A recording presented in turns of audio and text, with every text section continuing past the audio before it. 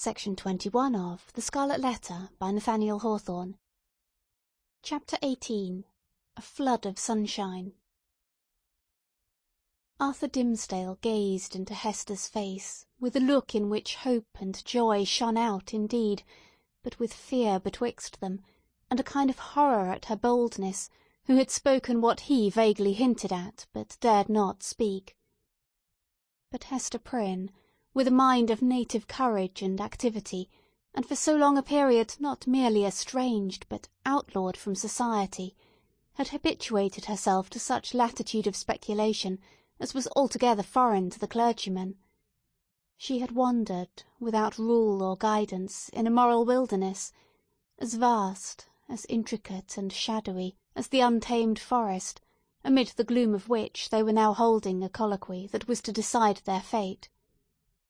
Her intellect and heart had their home, as it were, in desert places, where she roamed as freely as the wild Indian in his woods. For years past she had looked from this estranged point of view at human institutions, and whatever priests or legislators had established, criticising all with hardly more reverence than the Indian would feel for the clerical band, the judicial robe, the pillory, the gallows, the fireside, or the church. The tendency of her fate and fortunes had been to set her free. The Scarlet Letter was her passport into regions where other women dared not tread. Shame, despair, solitude, these had been her teachers, stern and wild ones, and they had made her strong, but taught her much amiss. The minister, on the other hand, had never gone through an experience calculated to lead him beyond the scope of generally received laws, although, in a single instance, he had so fearfully transgressed one of the most sacred of them.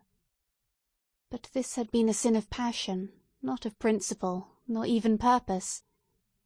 Since that wretched epoch he had watched, with morbid zeal and minuteness, not his acts, for those it was easy to arrange, but each breath of emotion and his every thought.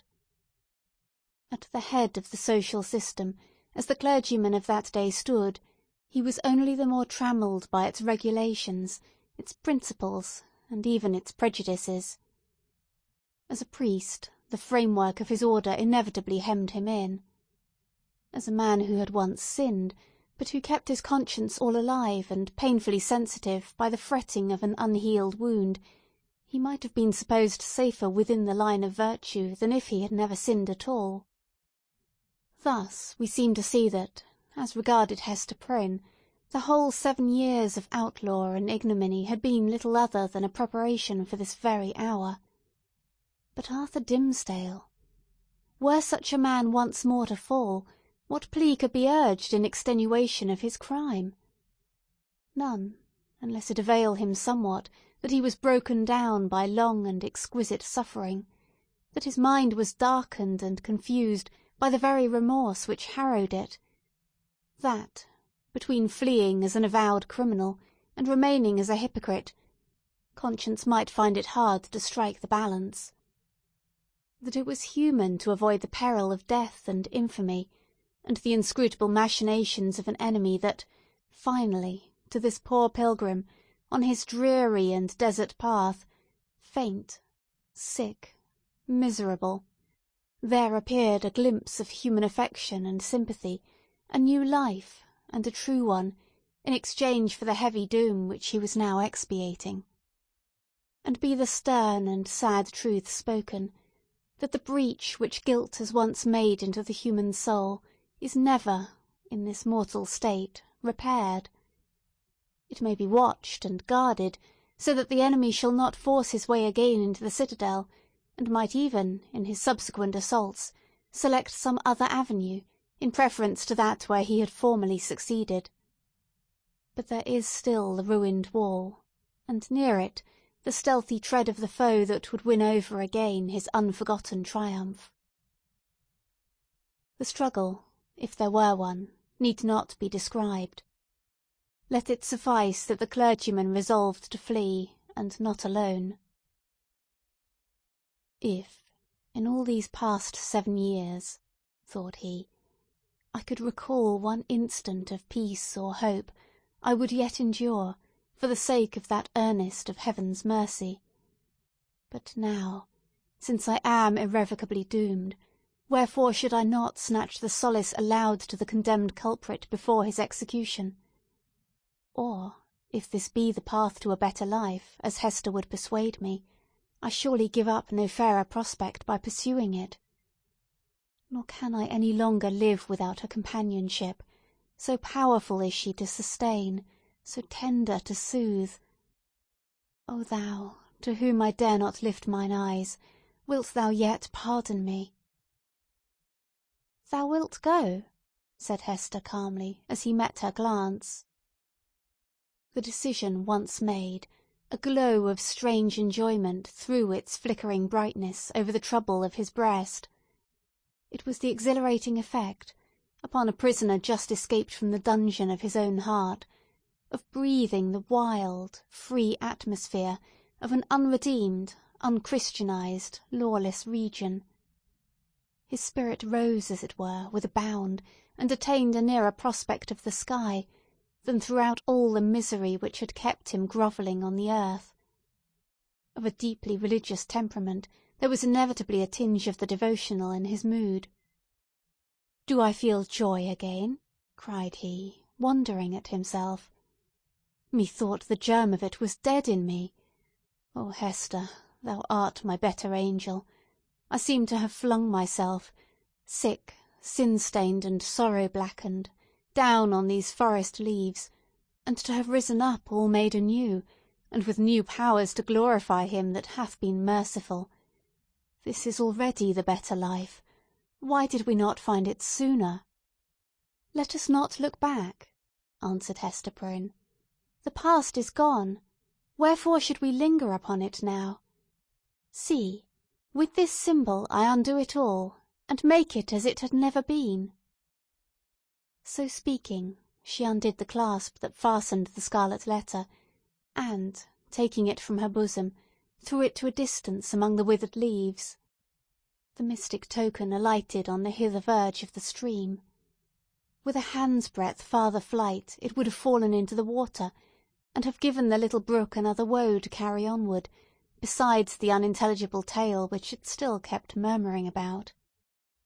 But there lay the embroidered letter, glittering like a lost jewel, which some ill-fated wanderer might pick up, and thenceforth be haunted by strange phantoms of guilt, sinkings of the heart, and unaccountable misfortune. The stigma gone, Hester heaved a long, deep sigh, in which the burden of shame and anguish departed from her spirit. Oh, exquisite relief! She had not known the weight until she felt the freedom. By another impulse, she took off the formal cap that confined her hair, and down it fell upon her shoulders, dark and rich, with at once a shadow and a light in its abundance, and imparting the charm of softness to her features. There played around her mouth, and beamed out of her eyes, a radiant and tender smile that seemed gushing from the very heart of womanhood.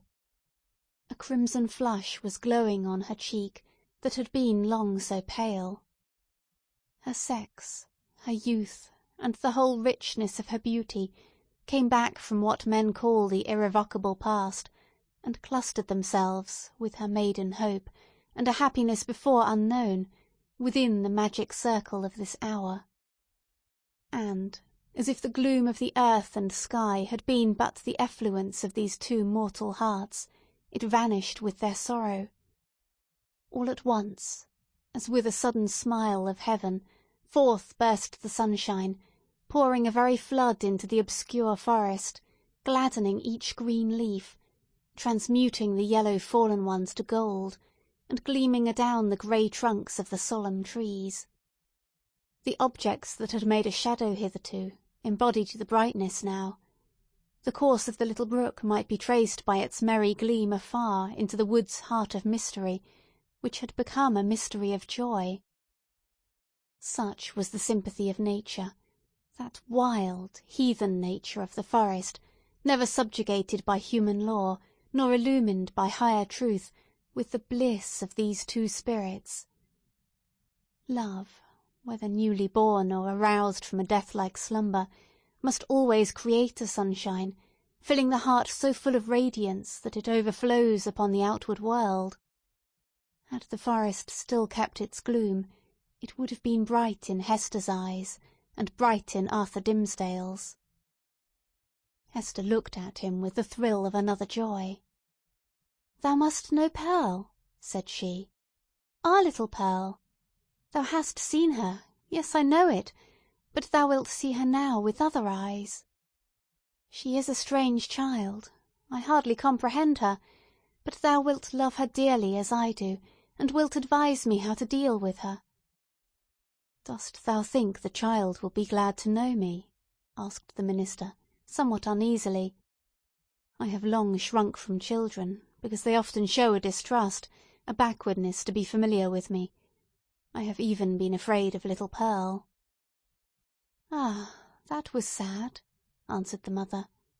"But she will love thee dearly, and thou her. She is not far off. I will call her. Pearl! Pearl!" "I see the child," observed the minister. "Yonder she is, standing in a streak of sunshine, a good way off on the other side of the brook. So thou thinkest the child will love me?" Hester smiled, and again called to Pearl, who was visible at some distance, as the minister had described her, like a bright apparelled vision, in a sunbeam, which fell down upon her through an arch of boughs. The ray quivered to and fro, making her figure dim or distinct, now like a real child, now like a child's spirit, as the splendour went and came again. She heard her mother's voice, and approached slowly through the forest. Pearl had not found the hour pass wearisomely, while her mother sat talking with the clergyman. The great black forest, stern as it showed itself to those who brought the guilt and troubles of the world into its bosom, became the playmate of the lonely infant, as well as it knew how. Sombre as it was, it put on the kindest of its moods to welcome her. It offered her the partridge berries, the growth of the preceding autumn, but ripening only in the spring, and now red as drops of blood upon the withered leaves. These Pearl gathered, and was pleased with their wild flavour. The small denizens of the wilderness hardly took pains to move out of her path. A partridge, indeed, with a brood of 10 behind her, ran forward threateningly, but soon repented of her fierceness, and clucked to her young ones not to be afraid. A pigeon, alone on a low branch, allowed Pearl to come beneath, and uttered a sound as much of greeting as alarm. A squirrel, from the lofty depths of his domestic tree, chattered, either in anger or merriment, for a squirrel is such a choleric and humorous little personage that it is hard to distinguish between his moods. So he chattered at the child, and flung down a nut upon her head. It was a last year's nut, and already gnawed by his sharp tooth. A fox, startled from his sleep by her light footstep on the leaves, looked inquisitively at Pearl, as if doubting whether it were better to steal off, or renew his nap on the same spot. A wolf, it is said, but here the tale has surely lapsed into the improbable, came up and smelt of Pearl's robe, and offered his savage head to be patted by her hand. The truth seems to be, however, that the mother forest, and these wild things which it nourished, all recognized a kindred wildness in the human child. And she was gentler here than in the grassy-margined streets of the settlement, or in her mother's cottage. The flowers appeared to know it. One and another whispered as she passed, "Adorn thyself with me, thou beautiful child, adorn thyself with me." And, to please them, Pearl gathered the violets and anemones and columbines, and some twigs of the freshest green which the old trees held down before her eyes. With these she decorated her hair and her young waist, and became a nymph child, or an infant dryad, or whatever else was in closest sympathy with the antique wood. In such guise had Pearl adorned herself, when she heard her mother's voice, and came slowly back. Slowly, for she saw the clergyman. Section 22